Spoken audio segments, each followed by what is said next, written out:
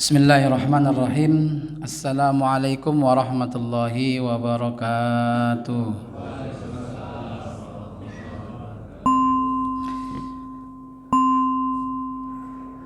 Yang sama-sama kita hormati Bapak Ketua DKM. Ada nggak hadir sama-sama kita, Pak? Enggak. Hadir nggak, Pak? Ada wakilnya? Oh, bisa lah. Wakilnya pun jadilah. Yang sama-sama kita hormati Bapak Ketua DKM walaupun nggak hadir tapi diwakili oleh yang lain ya. Diwakili oleh jamaah lah. Begitu juga yang sama-sama kita hormati orang-orang tua kita yang sudah sepuh tapi masih merasa muda. Buktinya muda masih datang sholat subuh berjamaah. Biasanya jamaah subuh itu adalah jamaah anak muda, bukan jamaah orang tua. Jadi bapak-bapak yang di sini walaupun sudah tua itu mah casingnya saja, ya kan Pak? Casingnya aja. Kalau mesinnya mah masih tetap muda, buktinya masih bisa dibawa beribadah kepada Allah. Begitu juga yang sama-sama kita hormati ibu-ibu yang berada di belakang, bapak-bapak yang ada di depan, semua kita yang hadir pada kesempatan subuh hari yang berbahagia ini, kita mohonkan kepada Allah semoga kita semua mendapatkan rahmat, barokah, begitu juga ampunan dari Allah Subhanahu wa taala. Alhamdulillah hamdan wa syukranillah nahmaduhu wa nasta'inuhu wa nastaghfiruhu wa na'udzu billahi min sururi anfusina wa min sayyiati a'malina may yahdihillahu fala mudhillalah wa may yudlilhu fala hadiyalah. Asyhadu an la ilaha illallah al-malikul haqqul mubin wa asyhadu anna muhammadan abduhu wa rasuluhu al-mab'uts rahmatan lil alamin. Qala Allah ta'ala fil Qur'anil Karim bismillahirrahmanirrahim wa ma kana lil mu'minin wa la mu'minatin idza qadallahu amran ayakuna lahumul hiyaratu min amrihim wa may ya'sillaha wa rasulahu faqad dhalla dhalalan mubina. Wa qala ta'ala wa anna sa'ata atiyatun la raiba fiha wa anna Allaha yab'atsu man fil qubur. Shadaqallahul azim wa shadaqa rasuluhun nabiyul karim walhamdulillahi rabbil alamin. Allahumma arhamna bil Qur'an. Ma'asyiral muslimin, hadirin saudaraku jemaah salat subuh yang dimuliakan oleh Allah Subhanahu wa taala. Pertama-tama alhamdulillah kita bersyukur kepada Allah pada pagi hari yang berbahagia ini. Allah masih memberikan kita kesehatan, masih sehat-sehat semua ini yang hadir di sini ya kan Pak? Ada yang sakit? Ibu-ibu ada yang sakit Bu? Ada Ustadz. Sakit apa Bu? Sakit hati. Ada juga yang sakit hati di situ. Tapi itu semua enggak menyebabkan kita untuk tidak mendatangi rumah Allah Subhanahu wa taala. Syukur kita kepada Allah. Allah masih memberikan kita kemampuan, kekuatan dalam rangka menghabiskan umur kita ini, dalam rangka mendekatkan diri kita kepada Allah Subhanahu wa taala yang tidak Allah berikan kepada orang-orang yang lain selain dari kita. Banyak enggak orang-orang di sekitar kita yang lebih kuat dari kita? Banyak. Banyak yang lebih tua dari kita? Banyak. Yang lebih muda dari kita? Banyak. Tapi bukan karena enggak mampu mereka, tidak digerakkan oleh Allah hati dan keinginannya, tidak diberikan oleh Allah kemampuan walaupun kuat fisiknya untuk ikut bersama-sama dengan kita dalam rangka merasakan betapa nikmatnya dekat dengan Allah Subhanahu wa taala. Jadi Bapak dan Ibu senantiasa bersyukur kepada Allah. Pagi ini kita masih bisa mendekatkan diri kita kepada Allah Subhanahu wa taala. Kemampuan yang Allah berikan ini senantiasa harus kita jaga. Salawat dan salam kita hadiahkan ke junjungan baginda kita Rasulullah. Allahumma sholli ala Muhammad wa ala ali Muhammad. Semoga kita semua menjadi umatnya yang istiqomah setiap saat mulai dari detik ini sampai nanti kita bertemu dengan Allah di yaumul kiamah. Istiqomah kita nih ngikut sunnah baginda Rasul. Salah satu sunnah dari baginda Rasul itu tidak tidur habis subuh. Ini bapak-bapak nih kalau masih tetap tidur juga, enggak ngikut sunnah Rasulullah nih. Saya lihat nanti matanya nih Pak, yang mulai nunduk-nunduk, mulai membantah Rasulullah nih. Ibu-ibu juga saya lihat Bu, tembus pandang saya di sini, yang nunduk-nunduk mulai itu Pak. Nunduk-nunduk apakah dengerin atau justru dia itu justru nggak dengerin. Ada yang sambil nyender kan, megang handphone Pak, mulai itu nunduk dia.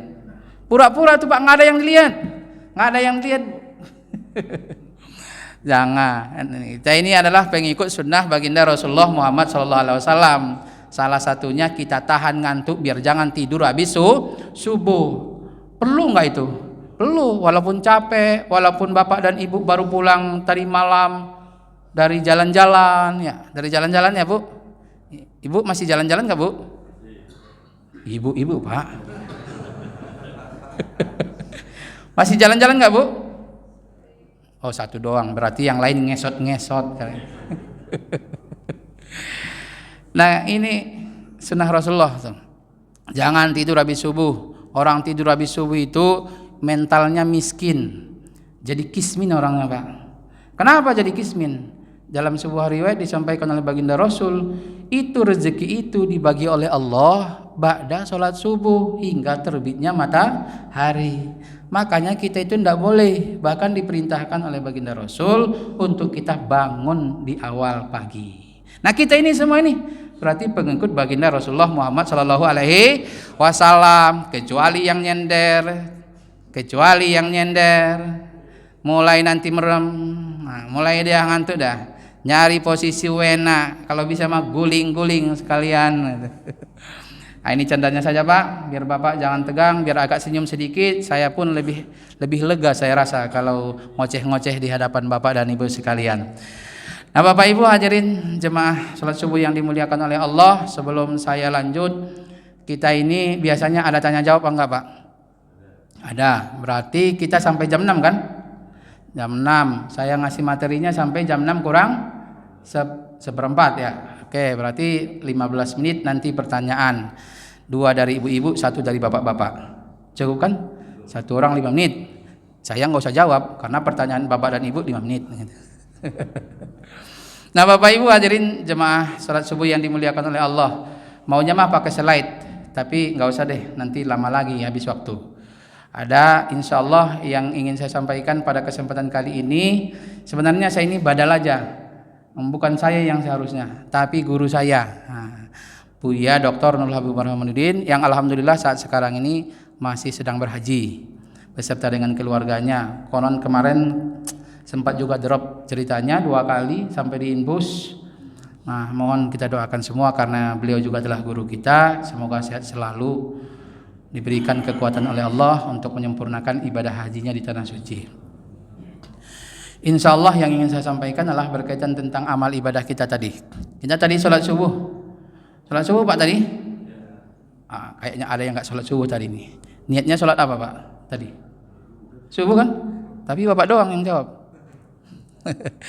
Berkaitan tentang ibadah kita tadi Pak, sholat subuh tadi kita berjamaah, ada yang tadi malam bangun malam kemudian sholat tahajud. Itu ibadah yang kita lakukan, sudah yakin betul nggak Bapak dan Ibu berterima di sisi Allah? Nah inilah yang insya Allah akan kita kupas sekilas saja berkaitan tentang amal ibadah kita harus yakin betul berterima di sisi Allah Subhanahu wa ta'ala. Ma'asyiral muslimin hadirin saudaraku jemaah salat subuh yang dimuliakan oleh Allah Subhanahu wa ta'ala. Jadi kita harus sangat bersyukur kepada Allah, hari ini kita masih diberikan kekuatan oleh Allah. Kita kuat walaupun secara fisik sebenarnya kalau dilihat ibu-ibu ini agak rapuh sedikit Bu, agak rapuh banget. Apalagi kalau nggak ada pasangan di rumah, rapuh betul tuh hatinya. Kalau fisiknya udah kelihatan juga Bu, jalannya satu-satu. Nggak ada ibu-ibu yang jalan loncat-loncat kan? Nggak ada, satu-satu, satu kanan dulu maju, baru kiri dulu maju ya gitu juga. Ya bapak-bapak juga sih sebegitu itu. Cuma kelihatan Pak tenaganya kuat apa tidak kan ketahuan tuh. Ada yang pakai tongkat nggak? Ada udah. Oh hebat berarti. Oh iya, tongkat sunnah. Nah Bapak Ibu yang dimuliakan oleh Allah, ini yang harus senantiasa kita syukuri. Makanya kita senang kepada Allah, bahagia kita pagi ini kita diberikan mampu oleh Allah. Senang kita, bahagia kita. Siapa yang nggak senang di sini keluar aja dah. Ada sini yang nggak senang? Ada? Yang nggak merasa senang ada? Oh nggak ada. Hah? Oh Pak Wendy, mana Pak Wendy? Oh Bapak. Oh iya. Kita ini senang karena memang senanglah kita ini mau datang kemari. Kita merasa senang, kita merasa bahagia ketemu dengan Allah. Pada dasarnya ketemu dengan Allah. Pada dasarnya ibadah setiap yang kita lakukan ka'annaka tarah fa illam takun tarah fa innahu yaraka. Kalau kita ibadah kepada Allah seolah-olah kita itu ngelihat Allah. Ngelihat enggak tadi Pak Allah tuh? Pak, Bapak lah. Tadi ngelihat enggak Allah? Iya, yang lagi sedang ngobrol tadi Pak. Tadi waktu sholat ngelihat enggak Allah Pak? Ngelihat. Bapak lihat enggak Allah? Oh enggak. Ya memang enggak lihat kalau secara kasat mata. Kalau memang ibadah kita itu kan jumpa dengan Allah karena katara, seolah-olah kita ngelihat Allah, seolah-olah aja Pak. Jadi kalau Bapak di sini, Ibu ada di rumah apa di sini? Istri. Ada di sini? Mana? Bisa ngelihat Bapak? Padahal Bapak ada depan kan sini. Bukan, ibu udah belakang. Kok tahu Bapak bisa ngelihat? Nah itu Pak itu. Seolah-olah ngelihat. Nanti kalau saya salah-salah ngomong nih, habis gue ini nggak bisa masuk ke rumah gitu kan. Nah ibadah juga begitu. Kita senang, kita bahagia karena kita berjumpa dengan Allah. Seolah-olah ka'annaka tarah, seolah-olah kita melihat Allah. Fa illam takun tarah, walaupun nggak dilihat dengan secara kasat mata, fa innahu yaraka. Yakinlah Allah itu senantiasa merhatikan kita. Kalau sini ada anak muda yang merasa diri diperhatikan sama perempuan aja, ya gitu. Kalau kita merasa diperhatiin seseorang gimana Pak? Senang, ya pasti senang lah. Dapat perhatian dari seseorang. Ini dapat perhatian dari Allah. Kalau kita itu seolah-olah kagak melihat Allah, diperhatikan oleh Allah kita nih. Jadi kita kalau diperhatikan oleh Allah biasanya agak jaim-jaim sedikit kan? Nggak mau itu maksiat tuh. Allah ngeliat nih, janganlah saya maksiat janganlah saya nyolong, jangan saya ngomong-ngomongin orang. Kenapa? Allah lihat. Makanya dia akan jaim. Nah, jaim itu nggak jadi dia melakukan maksiat kepada Allah Subhanahu wa taala. Nah, ini kita harus syukur kepada Allah. Allah memberikan kita kemampuan dalam rangka ibadah mendekatkan diri kepada Allah Subhanahu wa taala.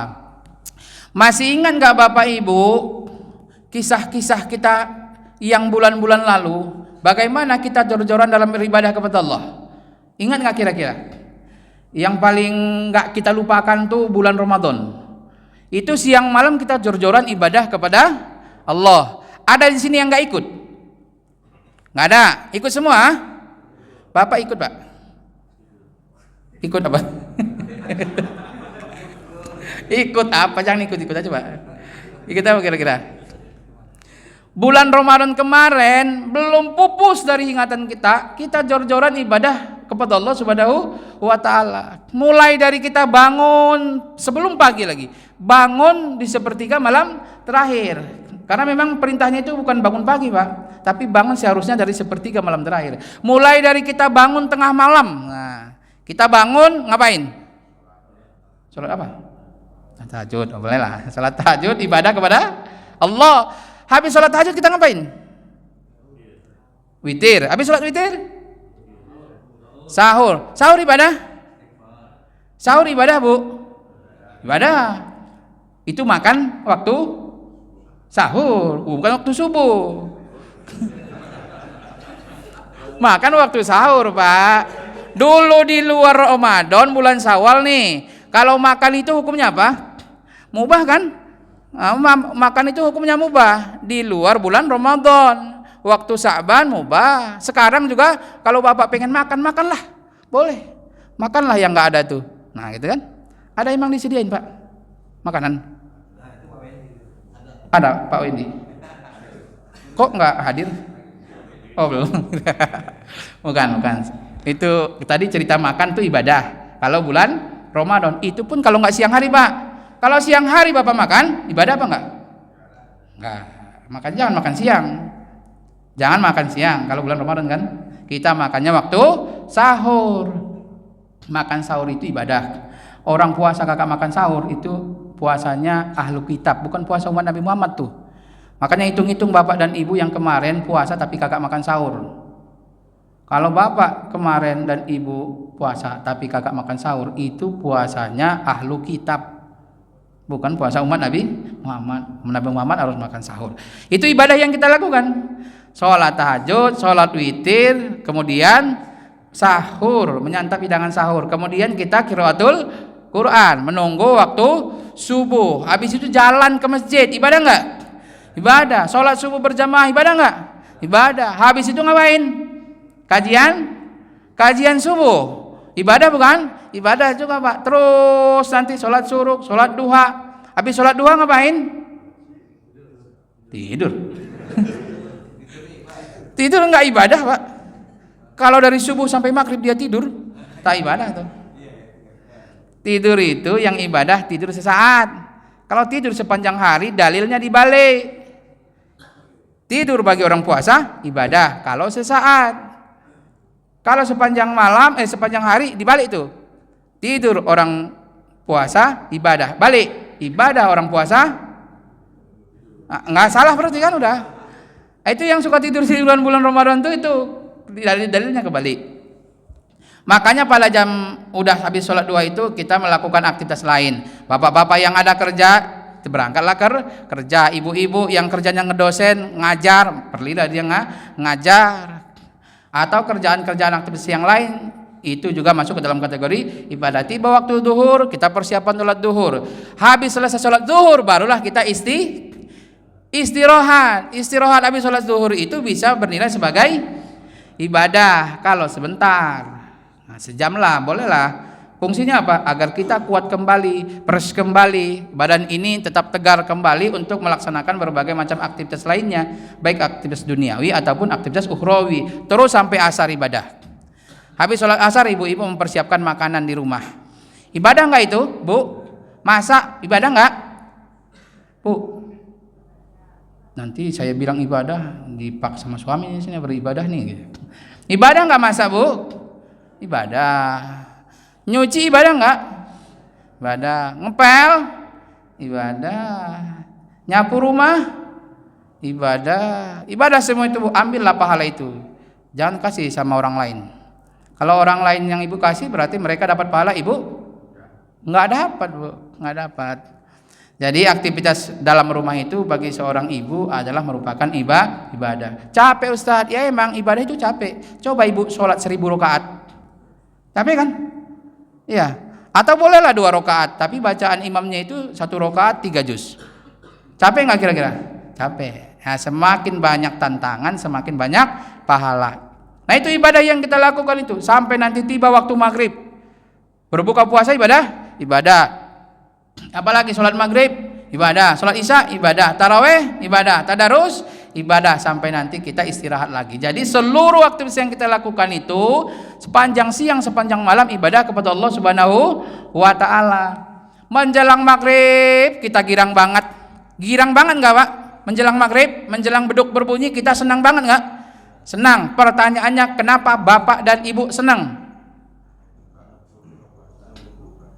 Udah mau berbuka? Gara-gara itu aja. Jadi kalau berbuka siang hari senang? Enggak. Ibu-ibu kenapa merasa senang dan gembira, girang banget kalau sudah menjelang maghrib atau menjelang beduk berbunyi? Bu, masih bernapas apa? Kenapa merasa senang? Ada hadisnya? Iya, ada hadisnya, betul. Yang saya tanya bukan hadisnya. Kenapa bapak senang? Kenapa ibu senang? Karena sudah ada berhasil, udah ada makanan. Apalagi ibu-ibu senangnya apa, Bu? Nggak ada kesenangan ibu-ibu kayaknya nih. Susah banget memang mencari kesenangan ibu-ibu ya, Pak. Capek nggak? Capek. Jadi kita itu senang, bahagia, girang menjelang berbuka puasa bukan karena ada makanan, bukan karena kita itu udah boleh makan. Itu mah puasa anak-anak. Jadi kalau bapak dan ibu puasa kemudian senang kalau menjelang maghrib tiba itu puasa anak-anak, berarti bapak-bapak yang seolah-olah kayak anak-anak tapi sudah bisa punya anak. Kalau menjelang maghrib itu justru senang gembira karena ada makanan. Kita senang dan bahagia justru karena diberikan itu tadi Bapak tuh, diberikan kemampuan dalam melaksanakan berbagai macam aktivitas ibadah 1 hari penuh, mulai dari tadi kita sholat subuh sampai terbenam matahari. Senang kita diberikan oleh Allah kemampuan. Terus begitulah setiap hari. Sampai kita masuk bulan Syawal, kita juga merasa senang, bahagia, girang. Bahkan kesenangan dan kebahagiaan kita itu justru kita rayakan enggak? Kita rayakan. Ada yang merayakannya dengan pulang kampung mudik, kampungnya masing-masing. Yang mudik merasa senang, yang pulang kampung merasa senang. Yang enggak pulang kampung senang juga. Oh ya, kirain bersedih. Emang Bapak enggak pulang kampung? Enggak, sama kita Pak. Tapi kita tidak senasib dan sepenanggungan gitu ya. Senang. Tapi pertanyaannya kenapa kita girang? Bahkan kebahagiaan kita melebihi kadang daripada bulan Ramadan, dalam bulan Syawal. Jawabannya sama. Jawabannya sama. Kenapa kita senang, gembira, bahagia manakala masuk ke dalam bulan Syawal? Karena Allah memberikan kita kemampuan. Kemampuan apa? Beribadah 1 bulan penuh lamanya dalam bulan suci Ramadan. Masuk kita kepada materinya. Kira-kira ibadah yang kita lakukan itu Pak, yang jor-joran saban siang saban malam selama 1 bulan penuh dalam bulan suci Ramadan itu, sudah yakin gak Bapak dan Ibu berterima di sisi Allah? Belum yakin. Yang lain harus yakin, tambah lagi harus itu. Kalau harus yakin berarti udah gak pasti itu. Karena udah harusnya kan. Pak, yakin nggak Pak? Ini Bapak terus nih, yang kalau dari kiri Bapak terus lah ini. Nah, Bapak di situ. Agak ke belakang sedikit, saya nggak bisa lihat gini. Yakin nggak Pak? Kira-kira Bapak ibadah nggak 1 bulan penuh kemarin? Belum yakin? Gitu dong jelas. Belum yakin. Ibu-ibu yakin nggak kira-kira amal ibadah kita itu berterima di sisi Allah? Insya Allah. Pastikan ya apa enggak? Makan makin sedikit nih. Tadi kita sholat subuh berjamaah. Kira-kira yakin enggak kita amalan sholat subuh kita itu berterima di sisi Allah? Yakin, insya Allah. Yang lain ibu-ibu? Yakin. Bapak? Oh iya, ragu berarti. Ragu gitu aja Pak, udah selesai tuh. Yakin, antara yakin dan tidak yakin. Berarti ada keraguan. Nih, saya tingkatin lagi Pak pertanyaannya. Kalau tadi jawabannya tidak yakin, ada yang nggak yakin tadi dari sini kan? Siapa Pak? Coba tunjuk yang nggak yakin itu dari. Oh no Pak. Lah kalau jawabannya nggak yakin, Bapak kira-kira sholat subuh buat apa? Nah, Bapak tadi nggak yakin kan sholat subuh Bapak itu berterima kasih Allah. Kira-kira ngapain Bapak mau sholat subuh? Kalau gitu, nah gitu kan? Kalau jawabannya adalah tidak yakin kita tadi ibadah yang kita lakukan, baik yang tadi pagi atau yang 1 bulan penuh lamanya itu enggak diterima di sisi Allah, lah kira-kira ngapain kita ibadah? Kalau enggak yakin, ngapain? Jadi enggak usah kan begitu aturan. Enggak usah ngapain, Bapak bagus istirahat di rumah gitu. Nanti mau kerja sudah pers lagi. Kalaulah memang kita yakin ibadah tidak diterima oleh Allah.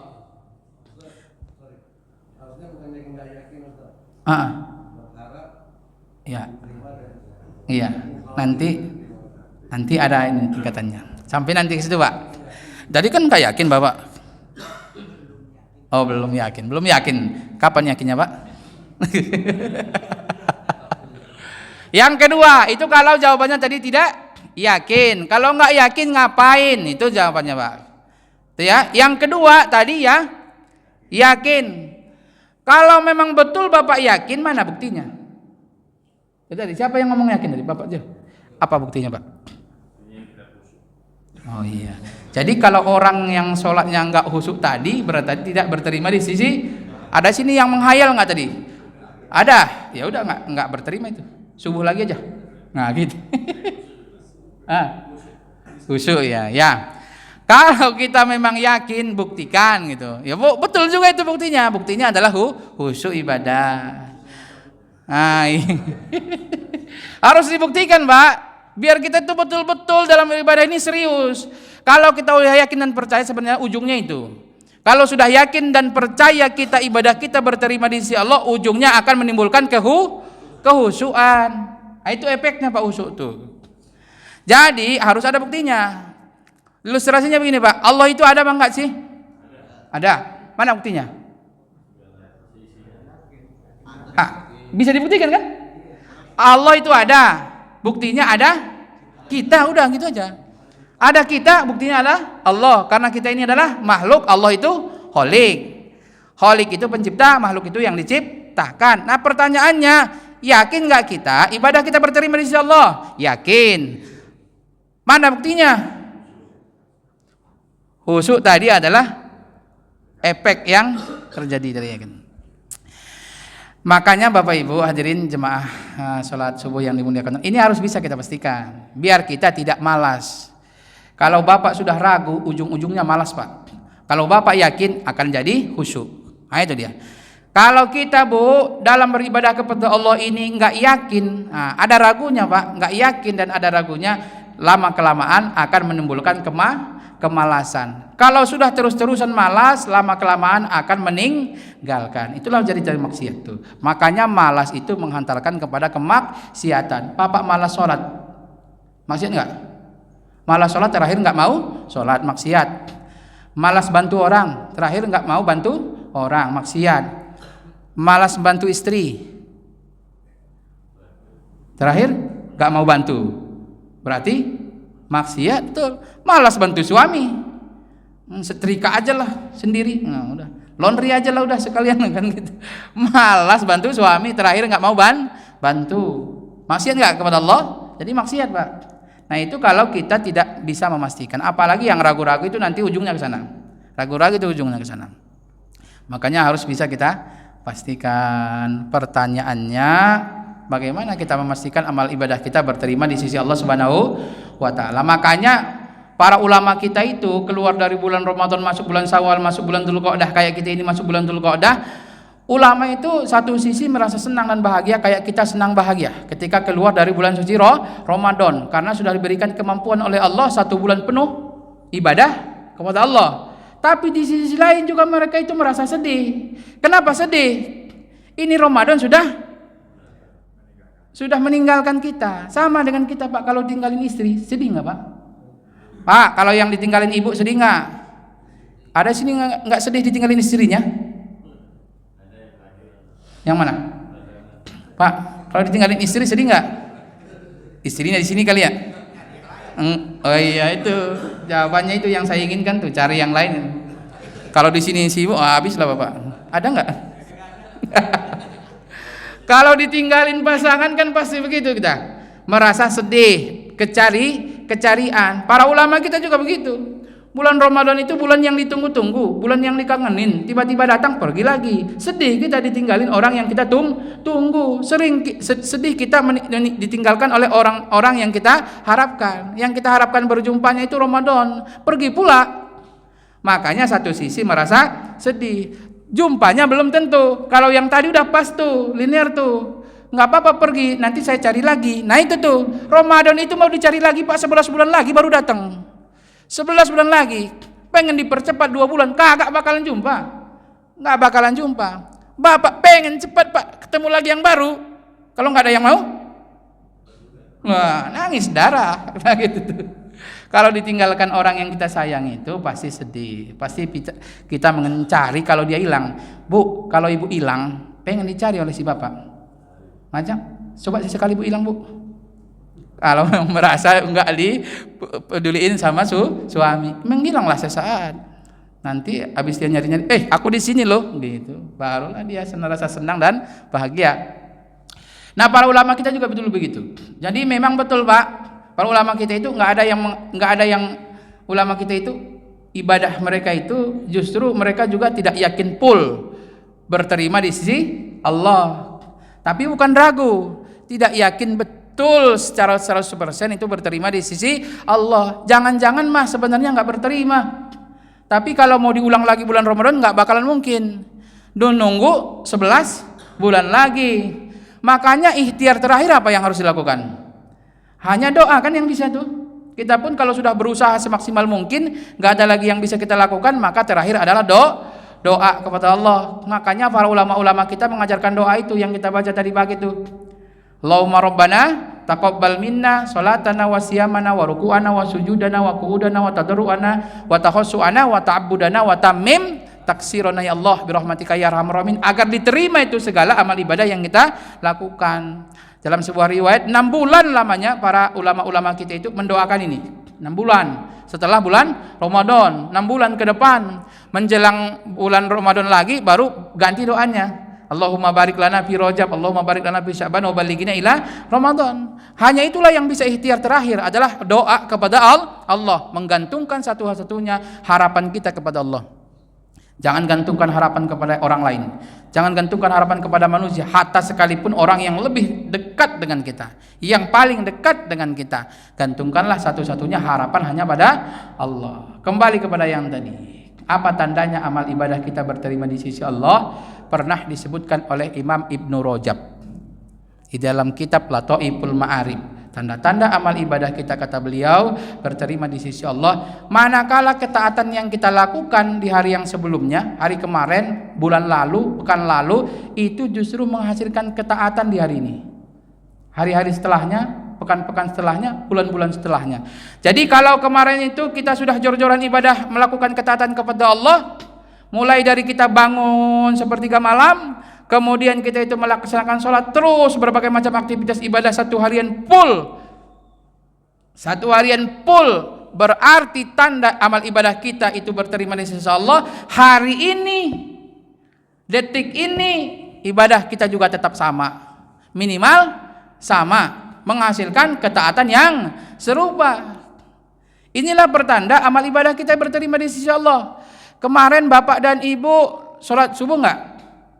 Sholat. Hari ini berarti yakin dan percaya sholat subuh kita yang kemarin berterima di sisi Allah menurut makalahnya Imam Ibnu Rajab. Yang hari ini enggak sholat subuh lagi, ada? Enggak ada di sini. Nah, ya. Kalau jadi itu tandanya berterima di sisi Allah manakala ketaatan yang dilakukan hari ini bisa menghasilkan ketaatan di hari yang berikutnya, kata Imam Ibnu Rajab. Sebaliknya, tanda-tanda ibadah kita tidak berterima di sisi Allah manakala ketaatan yang di bulan lalu, madrasah Ramadan, tidak mampu menjadikan diri kita lebih baik, lebih taat dan lebih bertakwa kepada Allah Subhanahu wa taala. Tapi ini harus introspeksi kita sendiri aja. Jangan lihat orang. Enggak usah tunjuk-tunjuk orang. Ibu-ibu enggak usah tunjuk-tunjuk. Mentang-mentang dia sekarang masih kepada berarti yang bulan lalu enggak berterima dong ibadahnya. Gitu ya. Jangan ditunjuk orang. Kalau kita nunjuk orang kemudian kita bilang ibadahnya enggak berterima di sisi Allah, maulah berantem kita tuh. Maulah berantem kan? Nah, ini adalah untuk pribadi kita. Silahkan kita introspeksi diri. Tanda-tanda amal ibadah kita berterima di sisi Allah manakala ibadah itu bisa menghasilkan ketakwaan di hari-hari yang selanjutnya. Jadi bagaimana agar orang tidak tahu amal ibadah kita itu justru tidak berterima di sisi Allah? Nih kalau kita ini enggak sholat pagi ke masjid hari ini, jangan-jangan kan gitu tuh.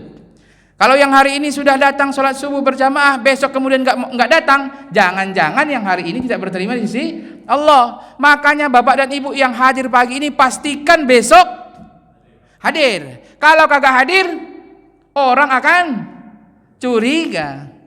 Tapi kita enggak boleh vonis, ibu ini berarti enggak berterima sholat jamaahnya kemarin, ya kan? Jadi agar orang tidak tahu ibadah kita itu yang tidak berterima di sisi Allah, pastikan hari ini kita tetap taat, pastikan hari ini kita tetap ibadah kepada Allah Subhanahu wa taala. Paham Bapak-bapak? Nah, sekarang pertanyaannya nih. Jawablah udah.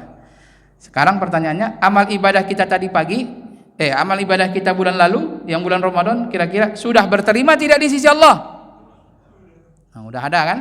Yang mantap, sudah berterima tidak di sisi Allah? Nah, jawabannya kenapa berterima? Karena hari ini kita masih sholat subuh. Bulan ini masih tetap puasa. Walaupun puasa sunnah, tidak mungkin puasa Ramadan. Puasa sunnah. Hari ini kita masih datang ke masjid. Hari dan saat ini kita masih tadarusan Al-Quran. Hari dan saat ini kita masih mengeluarkan sedekah, membantu orang-orang yang kesusahan. Itu tandanya amal ibadah kita diterima di sisi Allah Subhanahu wa taala. Kalau semakin buruk kehidupannya, semakin maksiat orangnya, itu tandanya amal ibadah justru tidak berterima di sisi Allah. Patokannya maksiat enggak dia? Lebih buruk enggak hari ini? Kalau lebih bagus, mantap. Itulah yang berterima di sisi Allah Subhanahu wa taala. Para bapak dan ibu yang dimuliakan oleh Allah, barangkali ini yang bisa saya sampaikan. Sebenarnya banyak yang mau saya utarakan, tapi tadi kita sudah janji jam 6 kurang seperempat udah habis materinya. Nah, Bapak Ibu, barangkali ada yang bertanya, yang mau menyampaikan unek-unek yang ada dalam hati, atau yang mau curhat Pak, boleh. Boleh ya, yang mau curhat juga boleh. Saya menjadi pendengar yang budiman, Bapak yang ngomong. Habis waktunya saya juga nggak jawab. Ya, silahkan para Bapak dan Ibu yang ada yang menghanjal di dalam hati, boleh untuk ditanyakan. Iya Pak Ji, ada mikrofonnya nggak? Nggak usah. Ya boleh Pak. Waalaikumsalam warahmatullahi. Pak Ustadz, ada ungkapan memaksakan diri ibadah untuk memperoleh surga dibandingkan relawan tetapi masuk neraka. Nah, ini apakah juga terkait dengan orang yang memaksakan ibadah dalam bentuk ketaatan kepada Allah, dan nilai ikhlasnya dengan kepaksaan itu bisa berbanding nggak analisanya? Ya. Baik. Apa tadi Pak istilahnya? Memaksakan diri ibadah untuk menggapai surga ketimbang daripada relawan masuk ke dalam neraka. Ya, janganlah pula jadi relawan Pak. Memang banyak juga saya lihat anekdot itu Pak di baju kaos anak-anak tuh. Nggak apa-apa lo semua jadi penghuni surga. Yang penting gua yang memiliki neraka. Itu udah akidah salah tuh Pak. Logika berpikirnya udah salah. Memakai premis-premis salah. Ya, premis mayornya salah, premis minornya salah, sehingga kesimpulan salah. Tidak apa-apa. Kalian orang masjid itulah ahli surga semua. Gua yang memiliki neraka. Dia pikir tuh Pak, neraka itu kayak kebun engkongnya di kampung. Bisa dijual nanti, jual neraka itu bisa jual. Allah begitu Pak. Padahal itu milik Allah. Nah, itu orang-orang yang punya anekdot seperti itu, istilah-istilah seperti itu adalah orang-orang yang memakai logika berpikir yang bukan Islami. Nah, itu tidak bisa kita pakai itu. Karena logika berpikirnya bukan logika berpikir secara Islam. Nah, terkait tadi masalah memaksakan diri dalam ibadah kepada Allah bertimbang dengan pembahasan kalau dikaitkan dengan keikhlasan itu memang berbeda. Jadi maksa itu beda, ikhlas itu beda. Kita itu yang tidak boleh maksain orang-orang yang di luar Islam masuk ke dalam Islam. Tidak boleh dipaksa. Ya kan? Apa ayatnya Pak itu? Hah? La ikraha fiddin. Dan memaksa orang-orang kafir, orang di luar Islam masuk ke dalam Islam tidak boleh. Makanya kalau kita pun dakwah bil akal. Ya, dakwah itu tidak maksa. Tidak boleh maksain orang kalau yang di luar Islam masuk ke dalam Islam. Tapi akan berbeda pembahasannya Pak kalau sudah masuk Islam. Akan berbeda pembahasannya kalau sudah jadi seorang muslim. Kalau muslim itu memang harus dipaksa. Kenapa mau masuk Islam? Dalam Islam itu ada kewajiban, ada aturan. Nah, kewajiban dan aturan itu sifatnya maksa Pak. Kita kalau punya kebijakan negara Pak, negara punya kebijakan, Bapak setuju kagak setuju itu harus dikerjain. Makanya sifatnya kebijakan itu paksaan. Seperti itu akan masuk dalam Islam. Dalam Islam itu juga aturan, ada perintah-perintah yang wajib dikerjakan. Nah, itu sifatnya paksaan. Makanya keluar dari situ tidak boleh. Jadilah dia itu maksiat kepada Allah, melanggar aturan. Melanggar aturan ada perdananya, ada perdatanya, ada. Masuklah kerangkeng Pak. Bapak 271 triliun ambil. Bukan punya Bapak. Ambil 271 triliun itu. Untung udah ada orangnya Pak. Bukan kita kan? Udah ada orangnya. Yang 271 T itu udah ada orangnya. Berarti Bapak nggak ragu lagi kan akan dipanggil. Nah, karena bukan namanya Bapak. Ya, yang 271 itu namanya udah ada 16 orang. Udah ada 16 orang kan? Berarti nggak ada yang di sini kan? Ada yang di sini. Yang 271 nggak ada yang di sini. Udah ada orangnya 16. Tapi yang 3000 T, yang 3000 T itu udah ada Pak namanya? Belum kan? Yang 3000 T itu Pak? Belum ketahuan kan? Belum dipublish kan? Jangan-jangan 11 juga belum kan? Jangan-jangan ada di antara kita ini. Nah, itu boleh ragu karena namanya belum disebutkan. Jadi memang Pak, kalau dalam rangka ibadah itu harus bersifat paksaan. Bapak kita waktu kecil atau kita punya anak kecil, ngajarin anak bisa biar dia itu mau sholat, biar dia mau puasa, diapain duluan? Paksa dah. Paksanya bagaimana? Puasalah dulu setengah hari, nanti kalau azan waktu zuhur barulah berbuka. Jam 9 udah minta dia makan, minta minum. Belum boleh. Kita paksa sampai jam 12 kan. Kalau udah yang agak gedean sedikit nanti waktu asar. Azan asar. Kan sekarang udah azan ya, itu waktu zuhur. Ini bukan waktu azan asar. Nanti kalau udah azan asar barulah boleh. Dipaksakan tuh anak tuh. Nah, dalam rangka ibadah kepada Allah, menjalankan kewajiban itu harus memang ada paksaan, Pak. Kalau nggak ada paksaan nanti nggak jadi. Makanya mengerjakan perintah Allah itu ada dengan istilah mastata'tum. Wa ma atakum kalau meninggalkan larangan tidak ada istilah mastata'tumnya. Ngerjain perintah mastata'tum dengan sekuat tenaga semaksimal mungkin. Sekuat tenaga sekemampuan kita dan semaksimal mungkin. Itu ngerjain perintah Allah.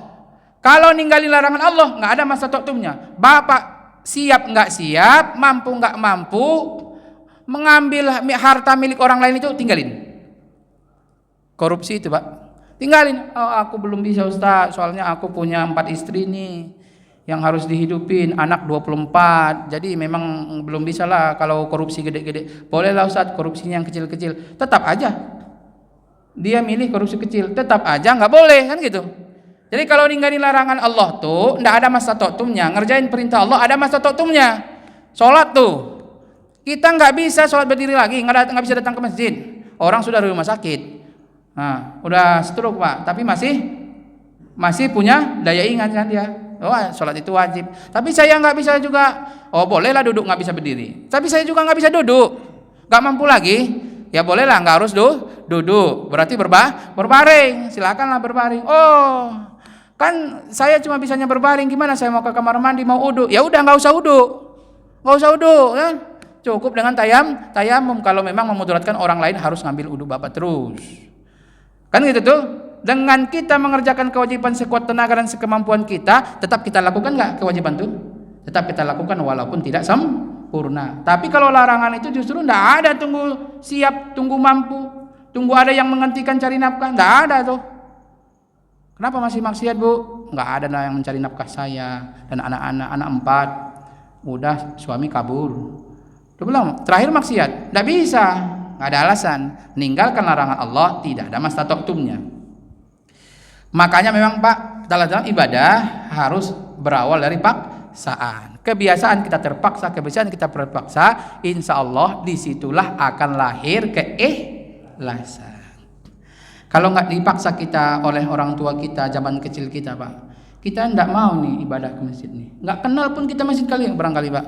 Kalau nggak dibawa ayah dulu kita ke masjid pada hari Jumat, nggak tahu kita betapa senang dan bahagianya jumpa dengan jamaah itu kalau udah dalam di masjid. Sehingga hari ini kita juga masih tetap semangat datang ke masjid. Karena gara-gara awal pertama kali dipaksa. Dengan terpaksa kita dapat ilmu. Kalau melakukan sesuatu karena terpaksa, karena orang lain, maka tidak akan terima di sisi Allah. Kan begitu tuh. Nah, malulah mulai kita itu akan menghadirkan rasa ikhlas di dalam hati. Nah itu sebenarnya ilmu pendidikan Pak. Kalau yang sudah guru dosen ya pahamlah itu. Karena itu ilmu pendidikan biasanya seperti itu. Jadi memang dalam rangka menjalankan sebuah ibadah kepada Allah, apalagi yang wajib itu memang harus ada paksaan. Terlepas dia itu ikhlas atau tidak ikhlas itu urusan belakangan. Kalau dia ikhlas berterima di sisi Allah Subhanahu wa taala. Kalau tidak ikhlas tidak berterima di sisi Allah Subhanahu wa taala, tapi sudah ngerjain kewajiban. Kira-kira Pak? Ya. Silakan Pak.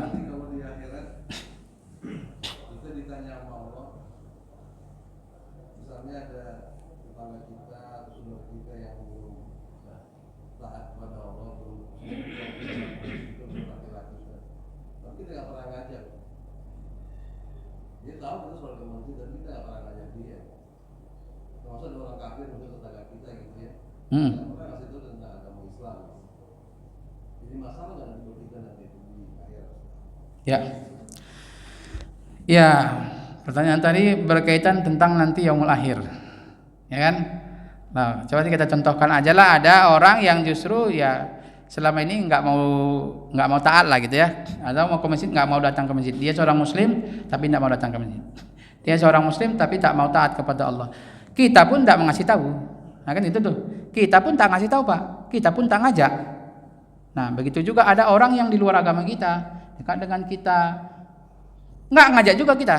Nah apakah nanti dia lahir kita akan ditanya oleh Allah? Pasti ditanya oleh Allah Subhanahu wa Ta'ala. Pasti ditanya oleh Allah. Segala hal ihwal yang kita lakukan hari ini, detik ini akan kita pertanggungjawabkan di hadapan Allah. Karakter orang bertakwa kepada Allah ada 3. Yang ketiganya itu adalah orang yang isti'dad liyaumir rahil, mempersiapkan diri menghadapi hari perhisapan nanti ketika berjumpa dengan Allah Subhanahu wa Ta'ala. Apa yang dilakukan hari ini di dunia akan dipertanggungjawabkan di hadapan Allah. Makanya apapun itu dipertanggungjawabkan Pak. Bagaimana yang ada di sekitar kita, yang terjangkau oleh kita biarin saja sehingga dia tidak mendapat hidayah dari Allah. Kita biarkan saja sehingga dia terus bergelimang dalam kemaksiatan, dimintai pertanggungjawabannya oleh Allah. Kenapa kita tidak dakwah? Kenapa kita tidak amrun bil ma'ruf wa nahyun anil munkar? Sedangkan karakter orang yang bertakwa itu adalah al-amalu bitanzil. Itu yang kedua, mengamalkan apapun yang diturunkan oleh Allah. Ada perintah, ada larangan. Ada perintah, ada larangan. Dakwah itulah kewajiban. Sedangkan dakwah itu ta'muruna bil ma'ruf wa tanhauna 'anil munkar. Ngajak orang, ngajak tuh dakwah tuh. Bapak nggak mau ngajak, berarti nolak perintah. Nolak perintah Allah. Bukan maksiat orang itu yang pindah ke kita, tapi kita itu dimintai pertanggungjawaban oleh Allah karena nolak perintah Allah untuk ngajak.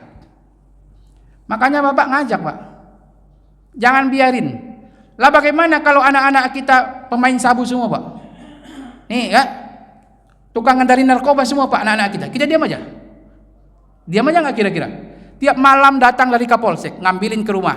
Tiap malam datang Kapolsek ngambilin di 2 rumah. Anak kita main narkoba Pak. Gimana kira-kira? Menurut Bapak? Diam aja. Ya kan? Nggak mungkin kita diamin itu. Itu karena bukan keluarga kita, enggak, karena bukan anak kita, seolah-olah bukan urusan kita, padahal umat Islam bersaudara. Al-muslimu ahul muslim. Makanya saudara kita yang tertindas di Palestina enggak boleh kita biarin. Enggak boleh kita diamin. Itu urusan kita juga, karena urusan sama saudara kita. Enggak boleh kita diamin tuh. Nanti diminta juga pertanggungjawaban oleh Allah bagi orang-orang yang diam. Sudah kita lihat mereka tertindas, sudah kita lihat mereka enggak ada yang nolong. Kita saudaranya kata baginda Rasul tak mau nolong. Rasain itu nanti di yaumul kiamah. Dimintai oleh Allah. Jangan dulu masuk surga kamu Pak. Kenapa? Nggak mau nolong tuh saudara-saudara yang di Palestina. Nah, itu tuh. Nggak mau nolong tuh saudara-saudaranya, tetangganya yang nggak mau datang ke masjid. Makanya aja itulah salah satu fungsi dan tujuan kenapa masjid kita ini ada. Nah, ini tanggung jawab buat pengurus masjid. Nah, siapa nih DKM-nya Pak? Hati-hati Pak. Jangan-jangan Pak DKM nanti susah masuk surganya. Tapi janganlah. Semoga kita semua jadi ahli surga. DKM itu kan orang soleh. Kenapa dipilih jadi DKM?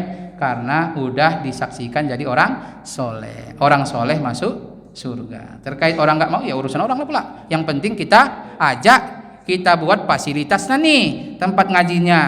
Ini nih datanglah. Jangan pula kita diamin seolah-olah kita benci banget sama mereka. Enggak.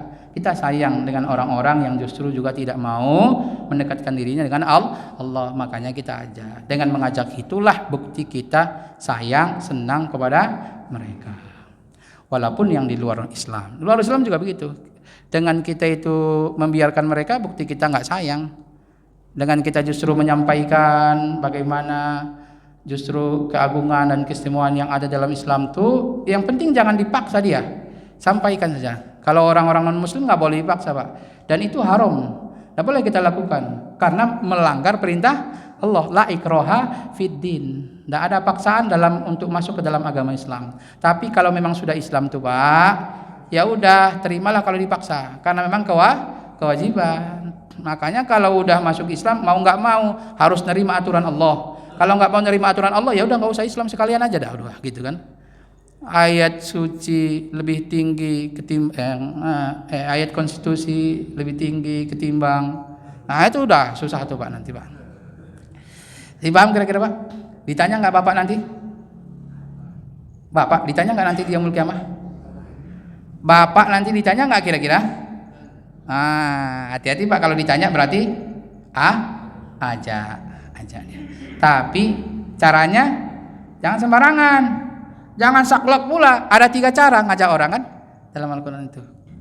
Nah, dipakailah tata cara itu, tata cara yang diajarkan oleh Allah dan diajarkan oleh baginda Rasulullah Muhammad Sallallahu Alaihi Wasallam. Yang ahsan lah kita ngajaknya, bukan dengan paksaan. Berbagai macam cara model bisa kita lakukan dan Bapak yakin saya Pak, Bapak dan Ibu itu lebih pintar lah, lebih pandai lah dalam rangka ngajak orang lain dalam ibadah kepada Allah. Ada emang yang bisa dengan saklek. Yang penting disampaikan, loh kalau nggak mau ini neraka, ada yang begitu. Ya itu jangan kita salahin pula, mungkin begitulah modelnya dia. Loh nggak ini bidah nih, jangan disalahin pula. Emang betul, itu juga bidah cuma cara penyampaiannya saja. Ada yang memang secara dia itu kelihatan keras, tegas begitu. Ada yang lemah lembut pula, memang begitu karakternya. Nah nggak usah kita salahkan. Yang terpenting dia melaksanakan kewajiban ta'muruna bil ma'ruf wa tanhauna 'anil munkar. Dan Bapak Ibu barangkali cukup ya, kalaupun ada pertanyaan simpan ajalah di dalam hati, nanti tanya dengan ustadz-ustadz kita yang lain.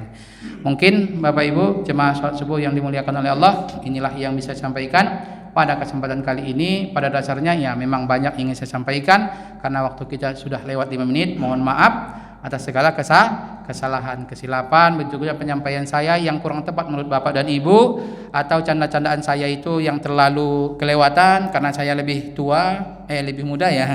Saya lebih muda ketimbang Bapak, mudaan saya Pak dengan Bapak. Tapi kalau Bapak ini kayaknya lebih tua lah Bapak ini dari saya. Tapi perasaan saya tua. Makanya saya tidak akan mencari lagi istri kedua. Terima kasih atas segala perhatian, kehadiran Bapak dan Ibu. Saya merasa senang bisa hadir di sini. Kalau tadi kemarin pagi saya hadirnya di Masjid Al-Kautsar. Pagi ini di sini. Tidak tahu nanti apa pagi besok di Alam Asri 2. Wah, Allah alam. Ya Bapak Ibu, demikian terima kasih atas segala perhatian. Billahi taufiq wal hidayah. Assalamualaikum warahmatullahi wabarakatuh.